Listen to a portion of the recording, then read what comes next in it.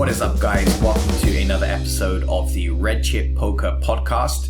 This is Coach Weasel, and the title of this episode is Poker for Humans. In this episode, we'll be talking about the way a human brain is going to interpret various things that happen at the poker table. And we'll see that the way that the human brain thinks naturally about certain things is not the optimal way of thinking about those situations. In other words, your brain is not a poker player. At least, it might not be yet. And that's because good poker strategy is counterintuitive to the way that humans naturally think about the game. So in order to become good poker players, we're going to need to train our brain to think in what we might call a non-human way about what we see happening at the poker tables. Let's think about our first example, which is going to be bluff catching. So imagine a situation where we are facing a bet on the river, and one of the first things we'll do is probably figure out our pot odds. Now, although a lot of emphasis is put on calculating exactly how much pot odds we get in a certain situation facing a river bet, in reality, most of the time the answer is going to be between 25 and 33% of the time. Because if we face a half pot bet on the river, we get 25% pot odds. And if we face a pot-sized bet on the river, we get 33% pot odds. So you can see for most normal bet sizings, there isn't really a lot of calculation that's going to be required. In most cases, we're going to need somewhere between 25 and 33% required pot equity.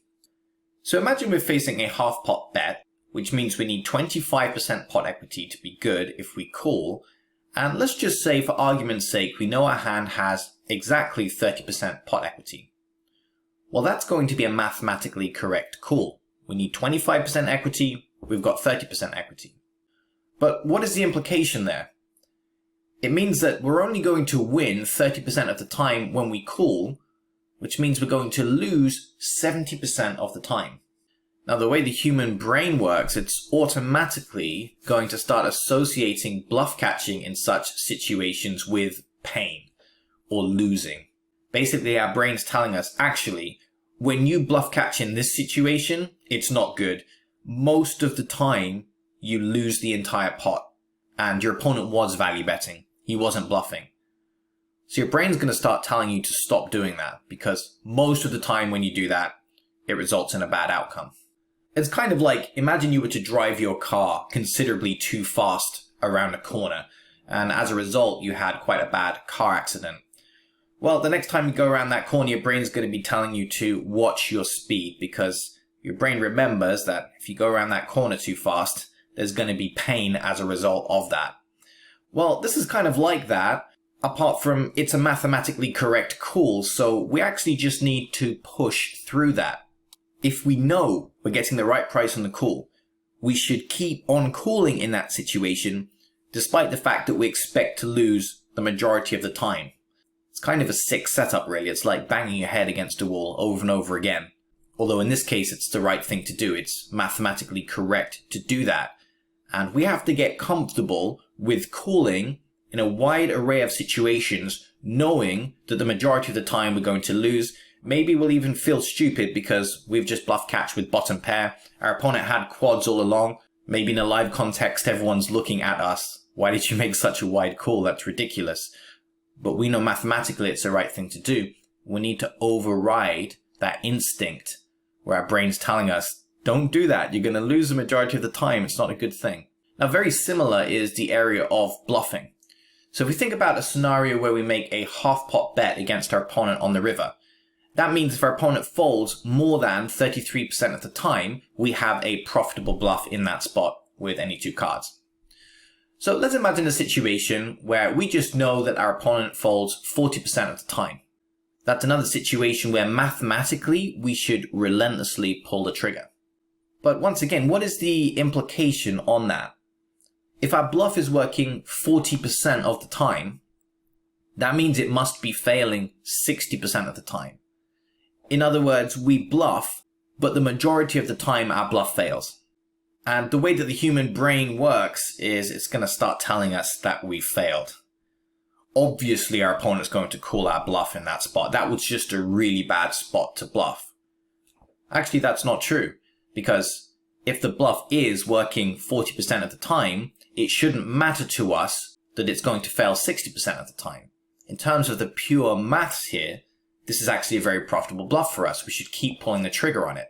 But we're going to have to override that human instinct, which is telling us, actually, when you bluff in this spot, it's going to fail the majority of the time. You should probably just stop bluffing in this spot.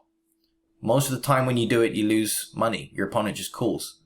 You've possibly even seen this happen to other players if you're ever railing them in a session, for example. They'll pull the trigger on a bluff and then they'll say something like, wow, that was a stupid bluff. Obviously my opponent's going to call. I shouldn't have bluffed there. But ironically, in the same situation, if their opponent had folded, they would probably be talking about what a sick bluff they just ran and how they knew their opponent was going to fold. More on that later. Let's talk now about variance. So we often hear players talk about variance simulators and the types of swings that winning players can go on.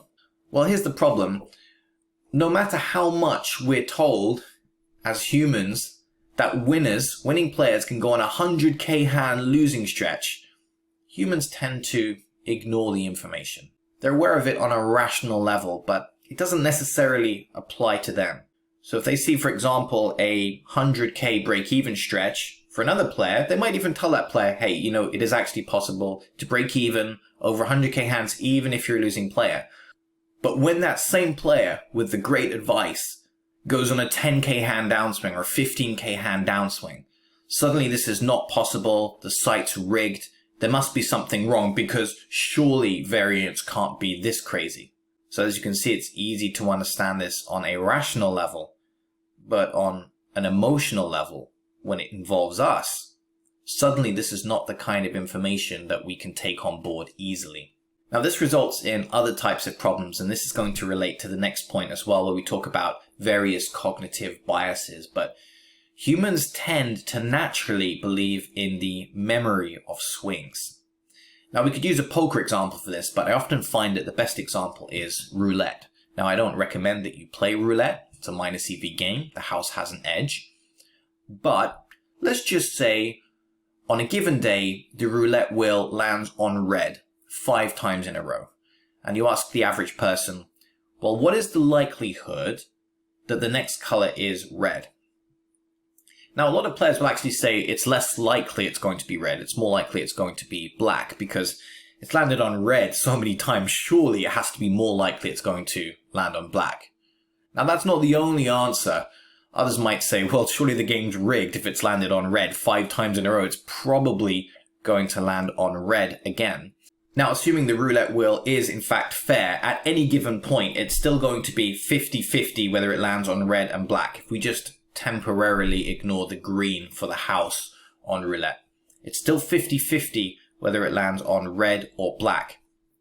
Now, to put that into a poker context, players often have certain beliefs when they're on a downswing, for example. So they might think things like, well, surely I'm going to start swinging up soon. Or they might think, obviously the game's rigged, I'm going to continue swinging down. Actually, it's the same likelihood as any other time, whether they swing up or they swing down. It's going to be dependent on their skill level. But there's this belief that what's happened previously is going to impact on the likelihood of future events. For example, if you've ever been on a really large upswing and then you have this impending sense of doom that the corresponding downswing has to take place pretty soon. Actually, even when we're right at the top of that upswing, it's no more or less likely that we're going to swing down just as a result of the upswing that's just taken place. Humans also struggle to accept any sort of overly large coincidence. Now, I have a feeling that in day-to-day life, this is probably a fairly useful way that our brain works. In many situations, coincidences might not be coincidences.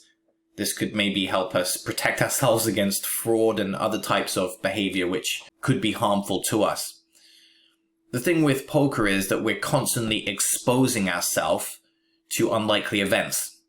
So something that seems ridiculously unlikely is probably just a coincidence. Seeing as we're seeing and playing so many hands of poker on a regular basis, the chances of seeing something extremely unlikely starts to get much higher. In fact, when you think about it, any specific hand that we're dealt is extremely unlikely. So the 2 whole cards were dealt, plus the 3 cards on the board. It's an extremely unlikely event. No one would have ever predicted that that specific flop was going to come at that specific moment against those specific players in those specific positions.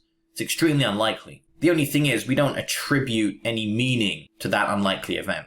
The kind of unlikely events we attribute meaning to is when our set over set gets run down by our opponent's quads. Now we start to attribute meaning to that because it affects us in an intensely negative way. So we start to say, well, that can't really be a coincidence, can it? That's too insane because it affects me so negatively. It must be that the game's rigged, for example. Maybe I need to play at a different site. The funny thing about this is when those overly large coincidences affect us in a positive way, it's a lot easier to accept them.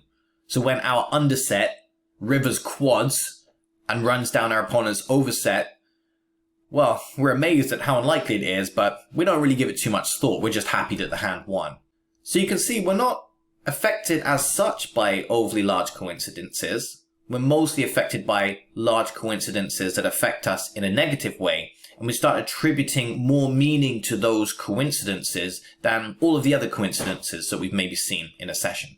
This is why we often hear reports of players claiming a site is rigged just on the basis of one hand, because they just cannot believe how unlikely it is the deck came down in a specific way. Well, guess what? If you put in any sort of volume at the tables, you are going to see things that make it look completely and irrefutably like the game is rigged, but it's actually not. It's just a sample size thing. If we play enough hands, we're going to see some weird stuff. But ultimately, everything we see at the poker table is ridiculously unlikely. We just don't give it much thought because it usually involves very mundane, non-interesting hands. Of course, one of the side effects of struggling to accept negative large coincidences is that humans tend to be paranoid. If you think about this in the context of how a machine plays poker, none of the things that we've discussed in this podcast actually affect computers. A computer can never be paranoid that his aces is about to be cracked by pocket kings. Computer just thinks about the equity of the hand and understands that it needs to get the hand all in.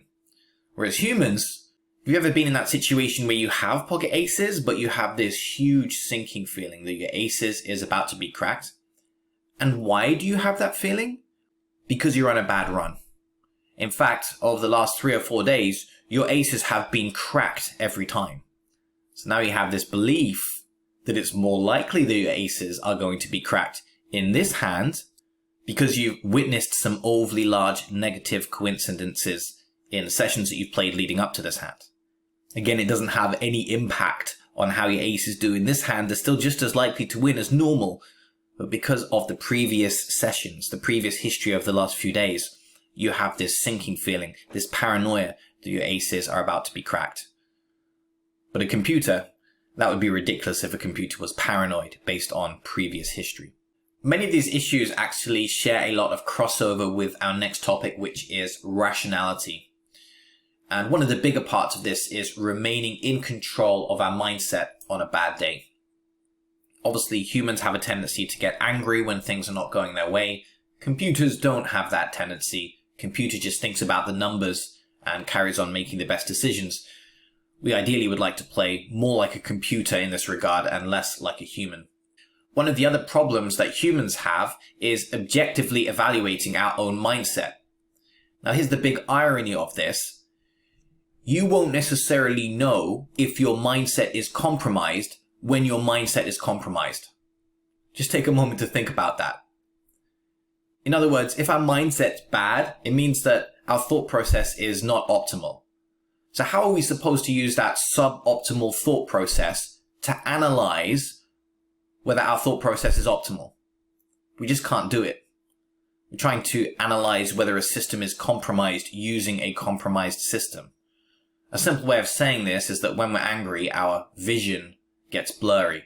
Our mental understanding of our cognitive performance is blurry. And I've had conversations with players where they've been on a tear of a session, where they've been spewing chips.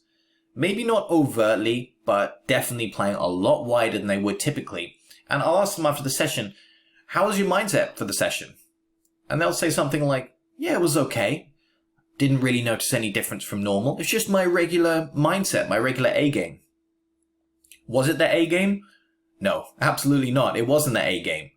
But they believed it was their A game because they weren't able to objectively evaluate their own mindset in the moment.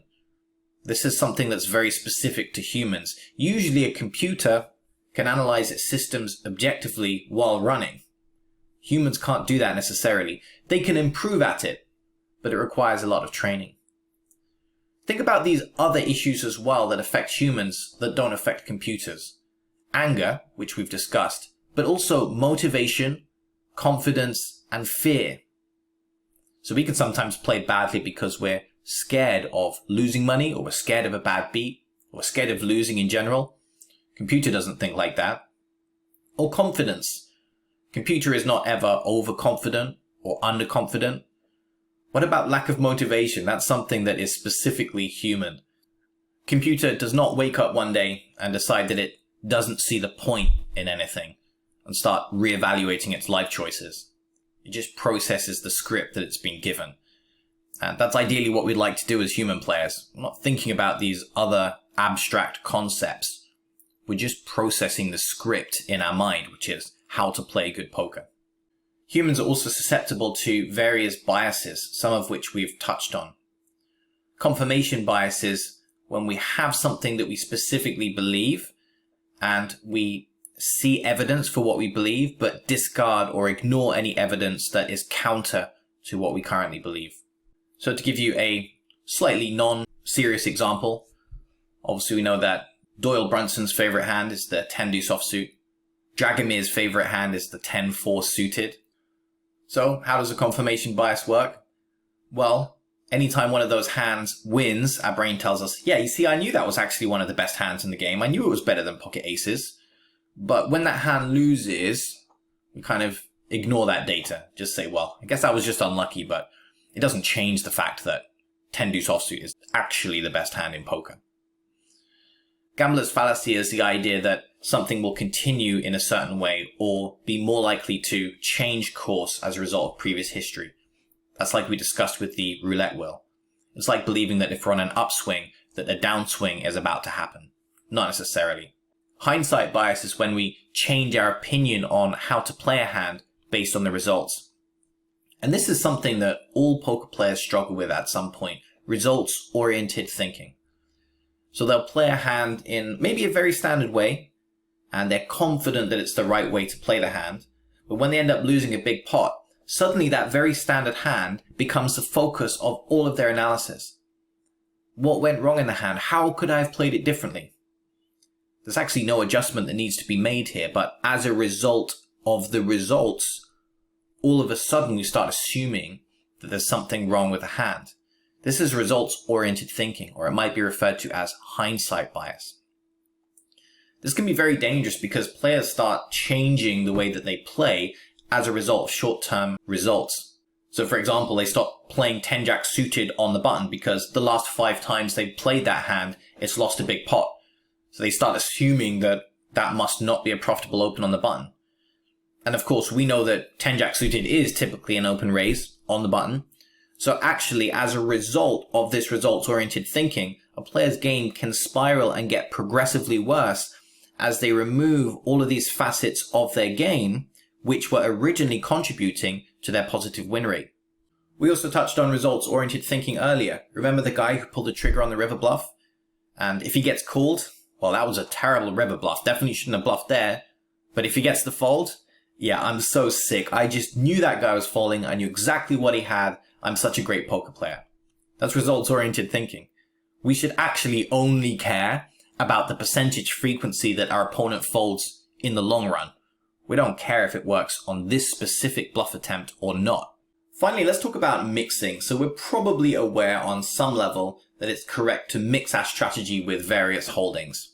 So we could have a hand on the flop that's supposed to bet with some frequency and then check with another frequency. So it's the same hand, but it should technically be mixed across 2 different lines. Let's say, for example, that a certain hand is supposed to bet 75%, but check 25% of the time.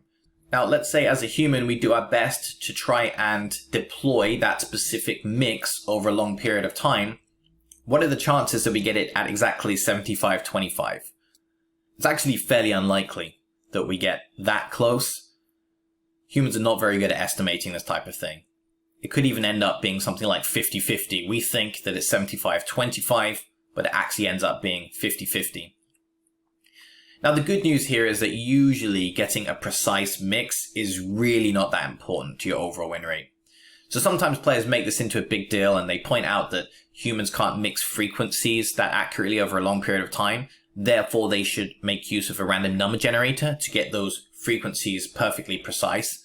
But in reality, it's actually not as important as players make out. But if it was as important as players make out, and precise mixes were extremely crucial to maintaining a good win rate, well, unfortunately, humans are not very good at that by default. Computers are great at it. Humans, not so much. Now, don't worry too much about the fact that you're a human and not a machine. Humans have the ability to train their brain to think in different ways.